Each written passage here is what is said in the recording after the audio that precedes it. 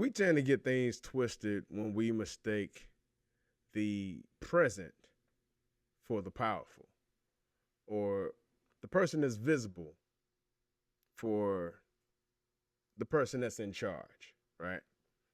Let me see your manager. And you say, well, then they say, well, I am the manager. Are you? Are you really? We live in a country that tells us that power has a face, right? And that's why they go about removing the so-called head of the snake, right? That's why Dr. Martin Luther King was assassinated. That's why JFK was assassinated. That's why Malcolm X was assassinated. All of these figures, Gaddafi, others, all of these figureheads that are or were in positions of power, they were seen as, that head figure. And in many respects, they were. And so when those figureheads were taken out, a lot of those movements ended up being taken out with them. But what we're seeing today is that a lot of the people who actually are in position to speak to power or to act as if they have some, they ain't nothing but useful idiots. Once again, working on behalf of the power and in hopes that the song and dance that they're doing is, one, good enough that the power won't come down on them and have them replaced with somebody else to be a useful idiot, and two, is good enough such that they can deviate from the issue that the power has obviously done, which has caused the attention to be on this figurehead in the first place. So power doesn't operate the same way the people operate, if we're looking at it from that sense, right? I mean, the power tries to act like they have a face, that there's a name, there's a person that you can put your finger on, right? Because that way it's easier. It's a whole lot easier for them to say, when something goes wrong, hey, finger on the person. Look, here's the person. Here's who did it. They did it. They're the ones. Get them. Harvey Weinstein, Bill Cosby, R. Kelly, P. Diddy. Let's get them. That person is the only person who did it. They're the lone gunman. It's like the lone gunman who killed Dr. King, lone gunman who killed JFK, lone gunman who killed RFK. But I digress. But what we're really seeing is that power just doesn't operate the same way that the people operate, right? And power is quieter. It's older. It's more meticulous. It's more patient. And until then, I mean, until we realize that collectively, I mean, all we're going to be doing otherwise is pressing zero for the operator and screaming, agent, representative, until we blue in the face. But all we getting is Pam Bondi.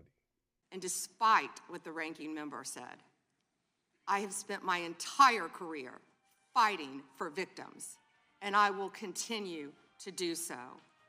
I am deeply sorry for what any victim has been through. Yeah, believe what you see, but definitely don't believe that this is the only one.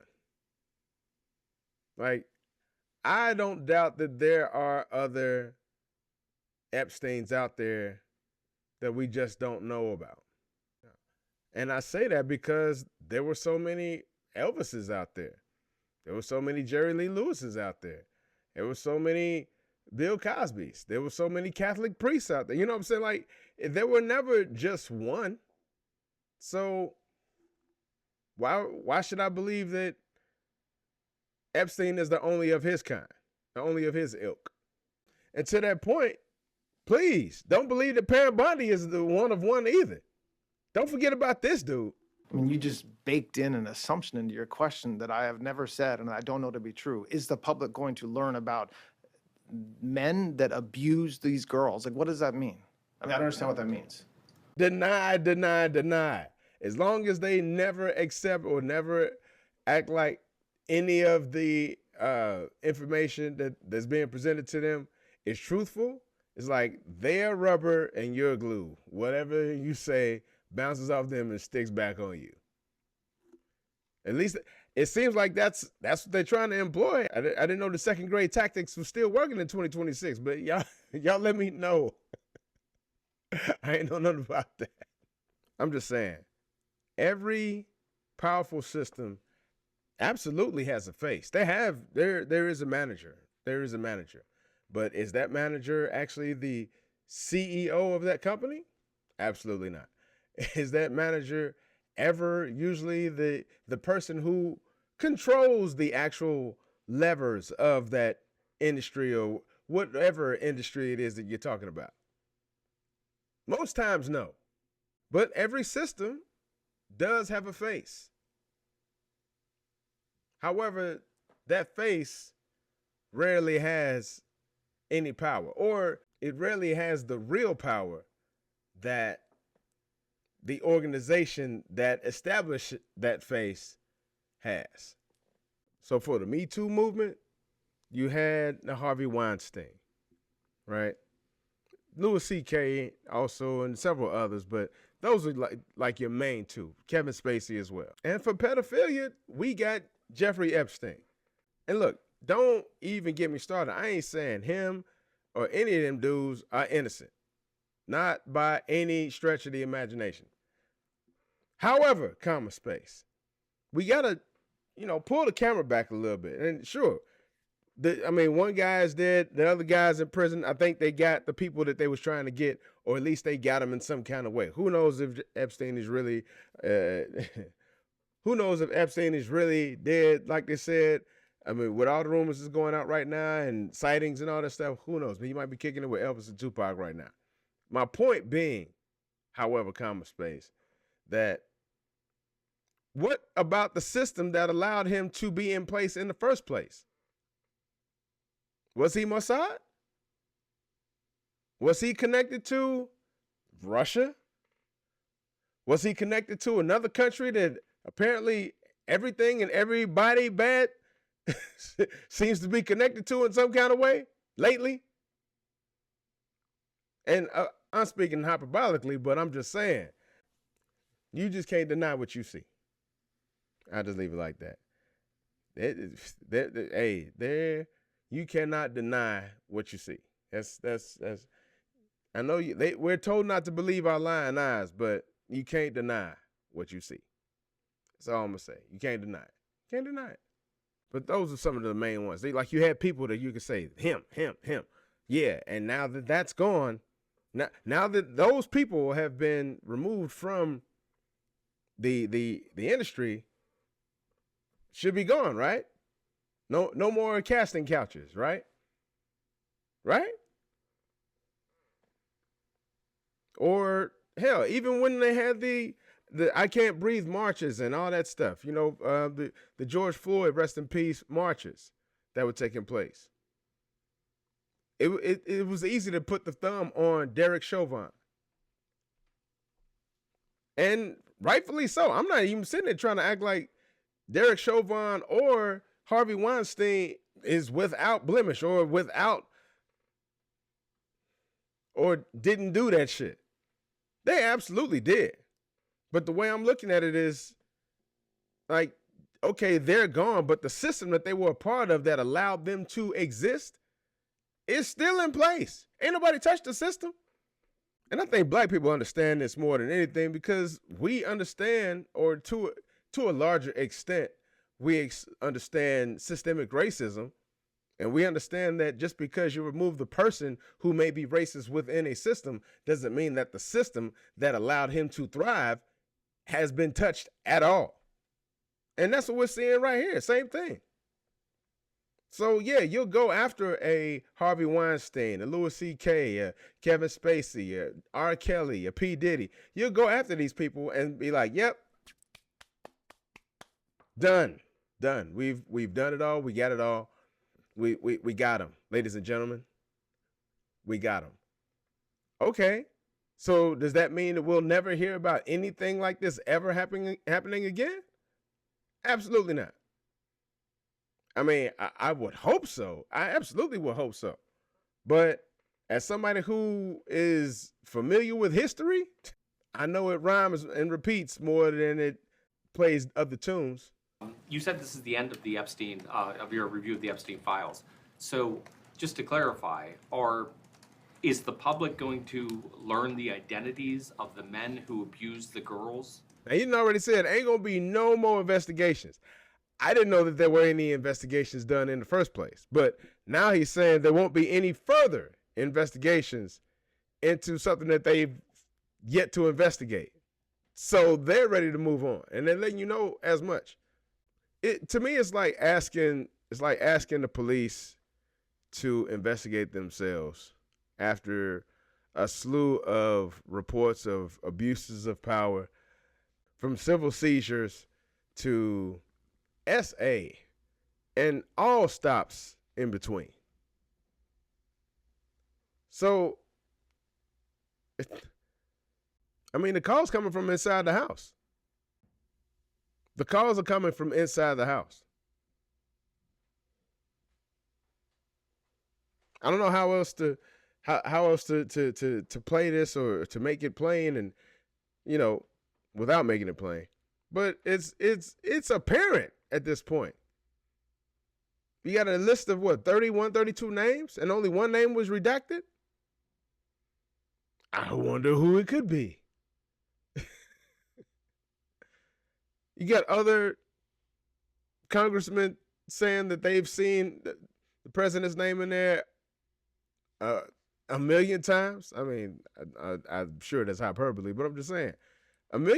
A lot of times. Like we already saw from the 3.5 million files that was released already, or the 3.5 million pages that were released already, that his name was in there over 5,000 times. That's already been seen.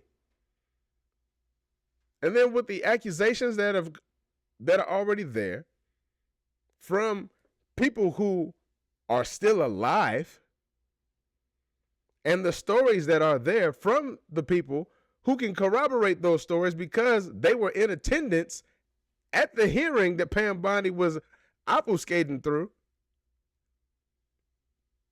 But nobody is really trying to hear that shit for real. Anybody trying to listen to them?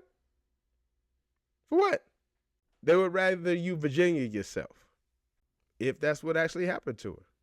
Because, maybe once again, that's another one of those, one-offs where somebody just, as part of a investigation, they just happen to, be the whistleblower who, at the same time being the whistleblower, they decide to off themselves. Just like when I did the story on the Boeing whistleblower who seemed, after working with Boeing for, 20, almost 30 years, I believe it was. Then he comes forward as a whistleblower. Then all of a sudden, he decides to off himself. Head of the snake. Works for the people. Never works for the power. This snake is more like Medusa than just a plain old snake. So yeah, you get the head of the snake and the snake will die. Whereas with the power is a bunch of snakes on the head of a person. You kill one of the snakes, another snake pops up. You're not going to kill the snakes. Sure, go after them if you want. And then if you get too close to bite the head of the snake or kill the head of the snake, cut off the head of the snake, the other snakes are close enough to get you anyway. So good luck, Charlie Kirk. I digress. Peace and blessings. What's good? This is your boy Seven Inglewood's on right now in your zone, and this is another episode of Society Breakdown, where we take a little segment of society and break it on down where the goats can get it. Shout out to Joe Madison. And tonight I want to do three things. First, I want to explain why it is that power uses certain faces in particular places in the first place, right? And then I want to get at why it is that we have a tendency to attack those faces instead of going to the actual powers that be.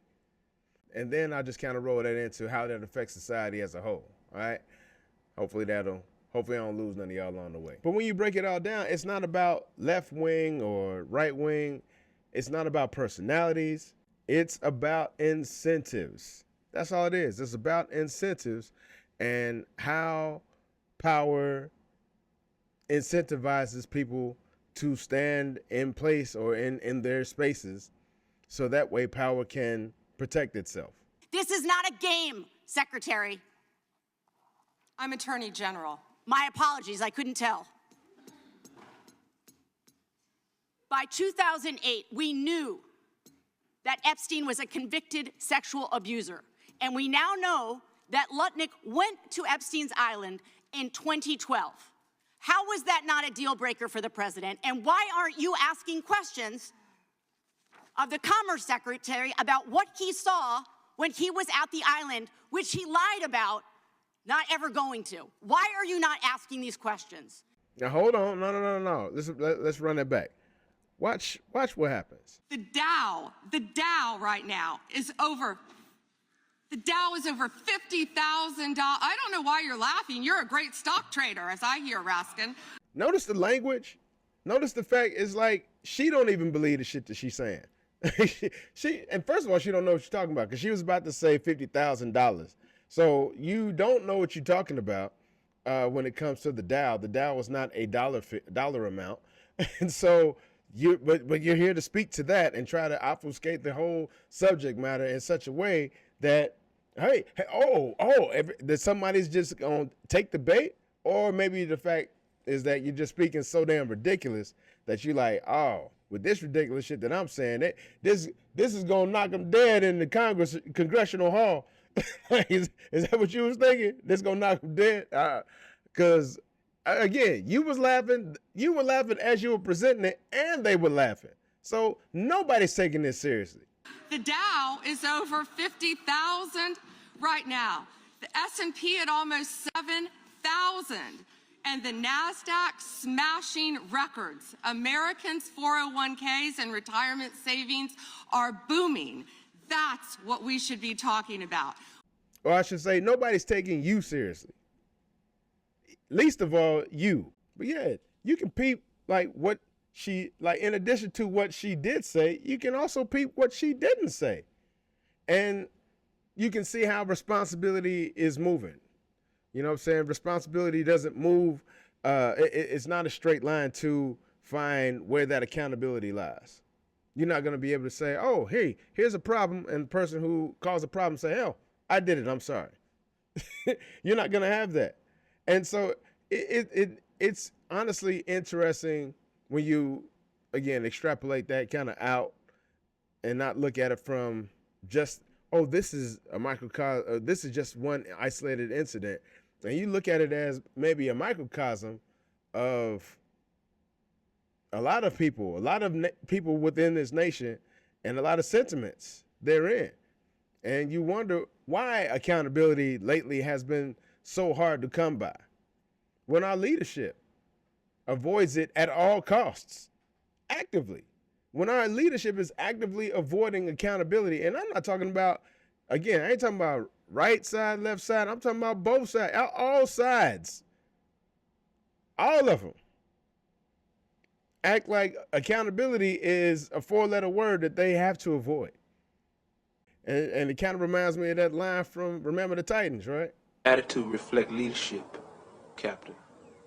Because, I mean, if that's the attitude that people have in their normal daily interaction, Where do you think that came from? I'm not sitting there saying that like people don't have their own agency, but let's be real. A lot of people are NPCs and just going around here acting like they're waiting for somebody to tell them how to think, act, and be. So when the powers that be are thinking, acting, and being like this, what do you think the NPCs that are waiting for that word from on high to come, what do you think that how you think they're gonna act?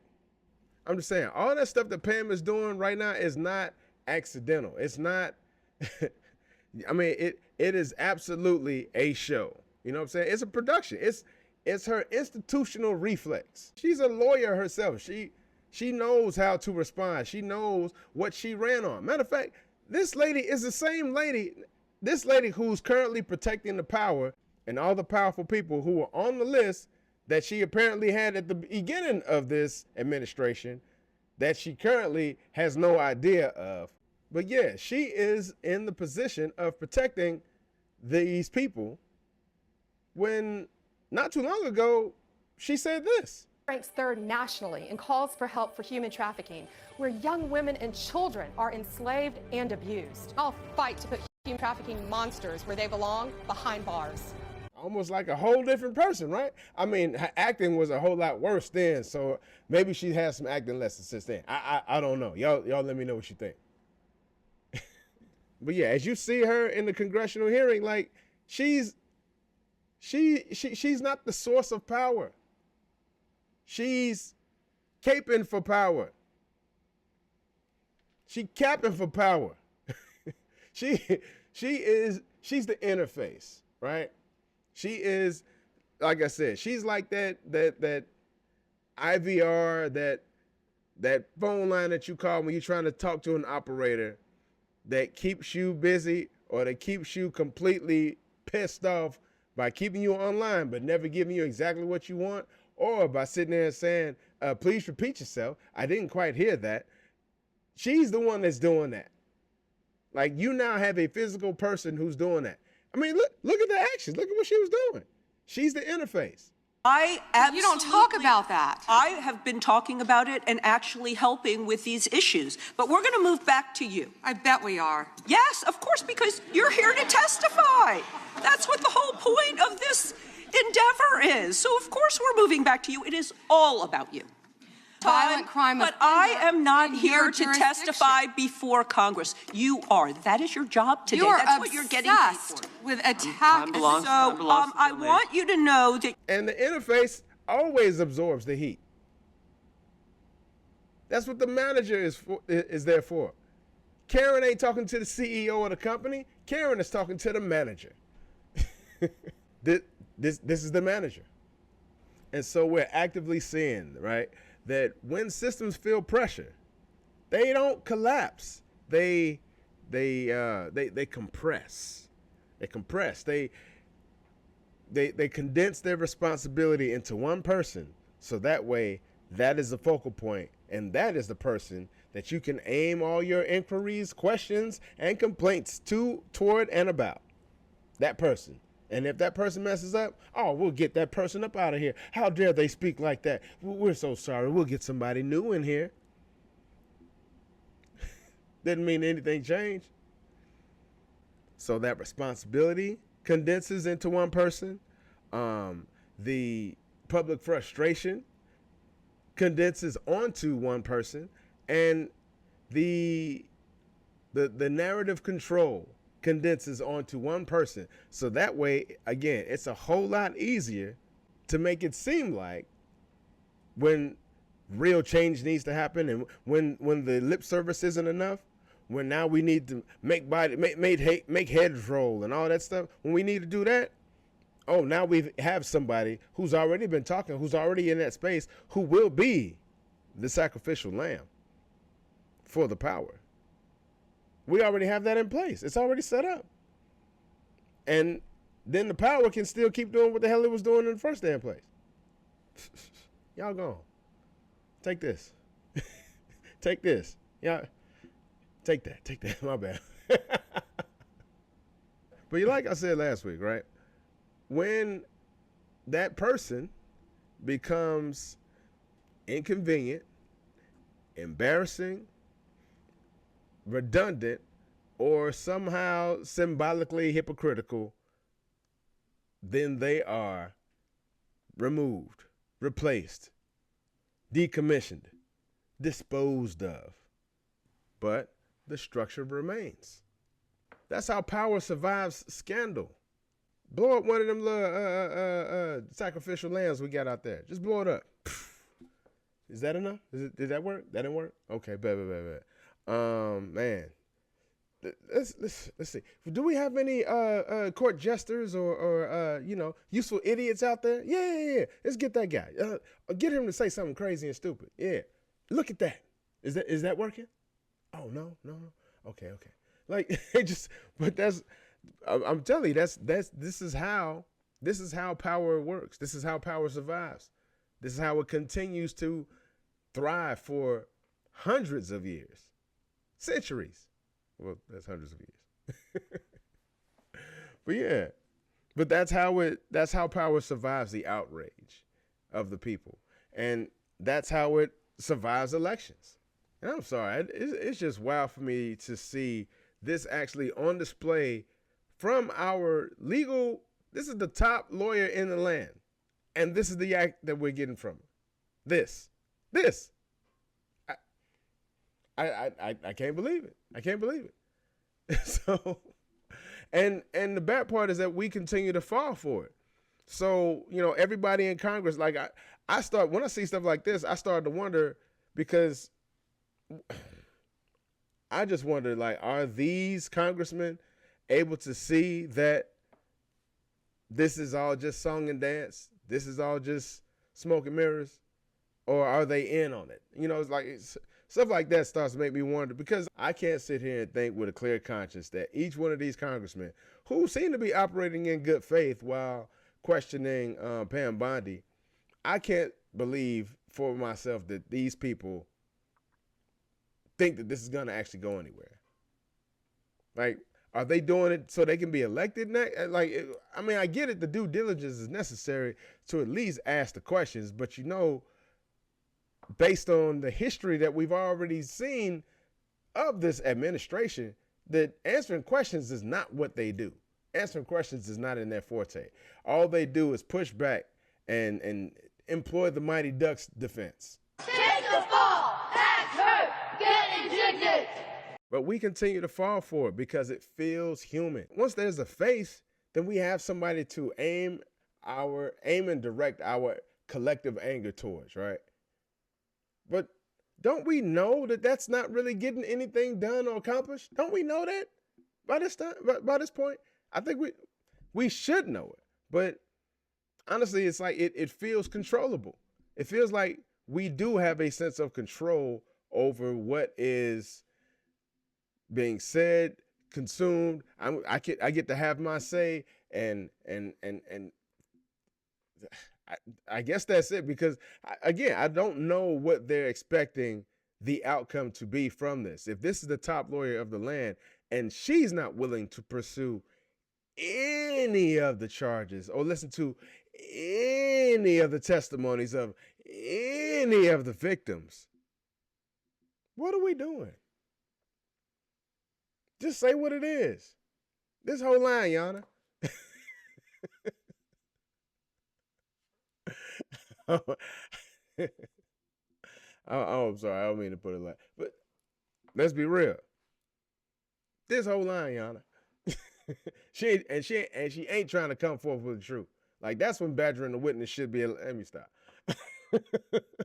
but for real though, it's like when they have a face that's put in place for us to aim our anger at, like it gives us somebody. Again, it gives us somebody, one, to put our anger on, like I just said, but it works on us so well because it's not like you're gonna, like, what's gonna hit when you pop something on Twitter? The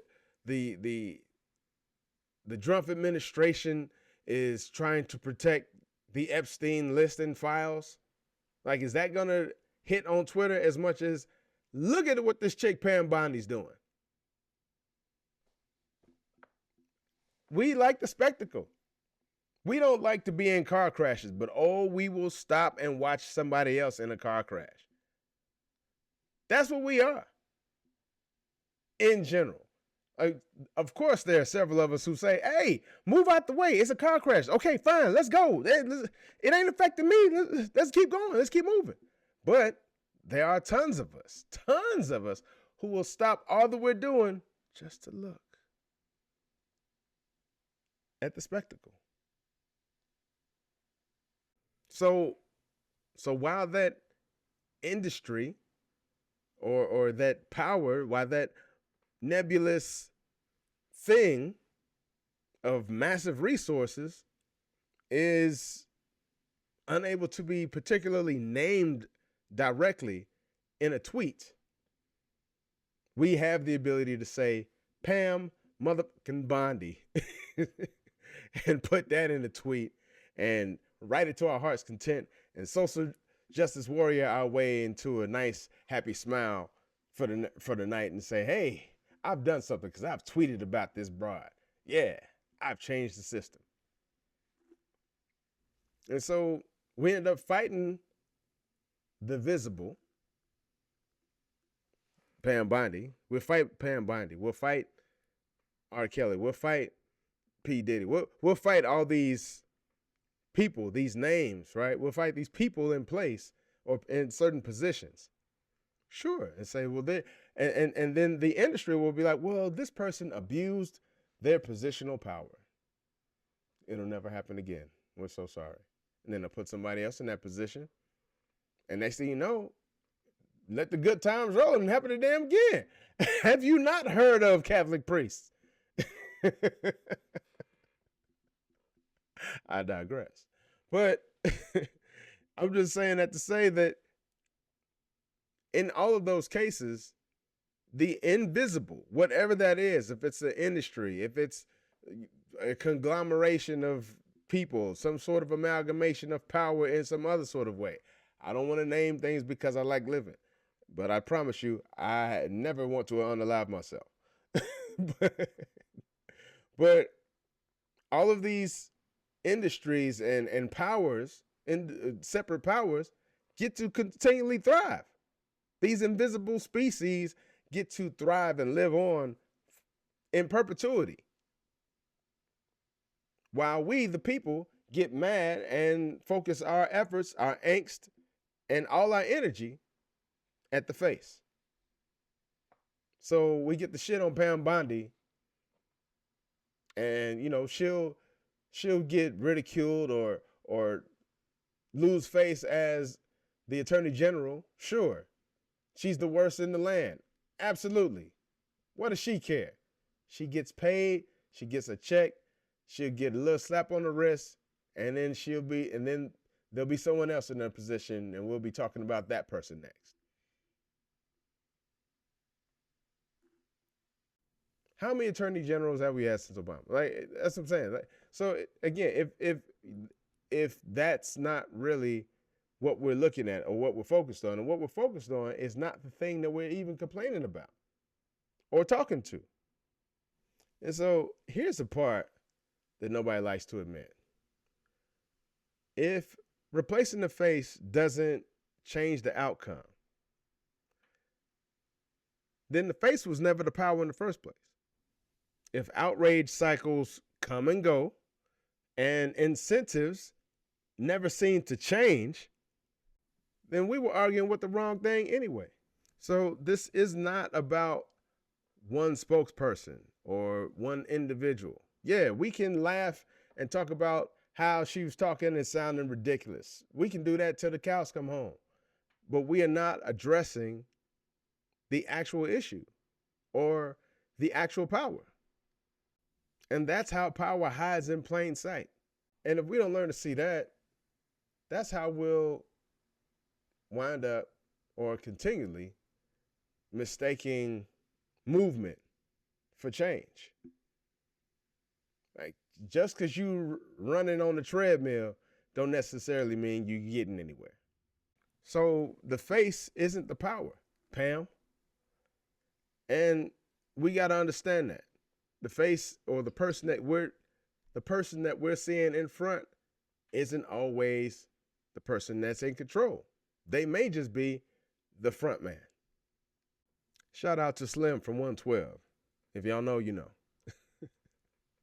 Just saying, he was the front man, and he wasn't the leader of the group. He was just the person that they put in front. Same with Ralph Tresvant.